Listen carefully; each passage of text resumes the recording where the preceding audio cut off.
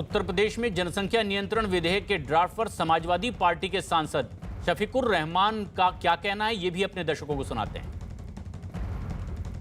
कानून ला रहे हैं, ये उसको चलाने में अपने यानी सरकार को चलाने में तो हो गए फेल ये।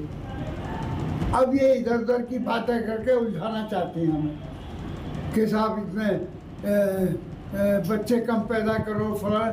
तो इससे पैदा कम करने से अगर ज़्यादा तादाद कम हो गई और दूसरे मुल्कों से कोई झगड़ा हमारा हुआ तो हम अपने मुल्क को कैसे बचाएंगे, ये भी तो सोचो।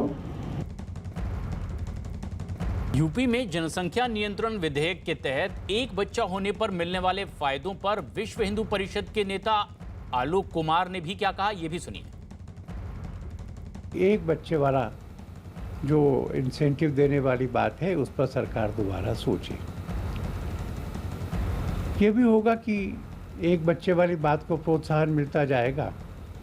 आज भी बहुत सारे हिंदू इस बात को स्वीकार कर रहे हैं। घरों में एक ही बच्चा होता है, दूसरे लोग नहीं कर रहे, उनके घर में काफ़ी बच्चे होते हैं और इसके कारण से जनसंख्या में हिंदू और मुसलमानों के अनुपात में एक असंतुलन खड़ा हो रहा है। उत्तर प्रदेश में जनसंख्या नियंत्रण कानून की पहल पर बीएसपी नेता सुधींद्र भदौरिया का भी बयान सामने आया है। क्या का नियंत्रण है, ये विषय पूरा राष्ट्रीय विषय है। उत्तर प्रदेश में इस समय चुनाव होने जा रहे हैं और इस उत्तर प्रदेश के चुनाव में ये फिर से विभेद पैदा करना चाहते हैं। ये बिल चुनाव की संध्या बेला पर क्यों लाया जा रहा है, ये एक प्रश्न है। और दूसरा ये कि योगी जी पिछले 4.5 वर्षों से मुख्यमंत्री थे, उनको अगर बढ़ती हुई जनसंख्या की चिंता थी तो उस समय उन्होंने क्यों नहीं इस बात को उठाया। जनसंख्या नियंत्रण का ड्राफ्ट तैयार करने वाले विधि आयोग के चेयरमैन एएन मित्तल से बात की हमारे सहयोगी अजीत सिंह ने। उन्होंने इस कानून पर क्या कहा, यह भी सुनिए। संख्या नीति को लेकर सियासत शुरू हो गई। हमारे साथ जस्टिस मित्तल हैं जिन्होंने इस ड्राफ्ट को तैयार किया। सर, किस तरह से ड्राफ्ट में प्रावधान किए गए? देखिए, ड्राफ्ट में जो प्रावधान किए गए हैं उसमें इंसेंटिव्स, प्रोत्साहन और डिसइंसेंटिव्स हैं।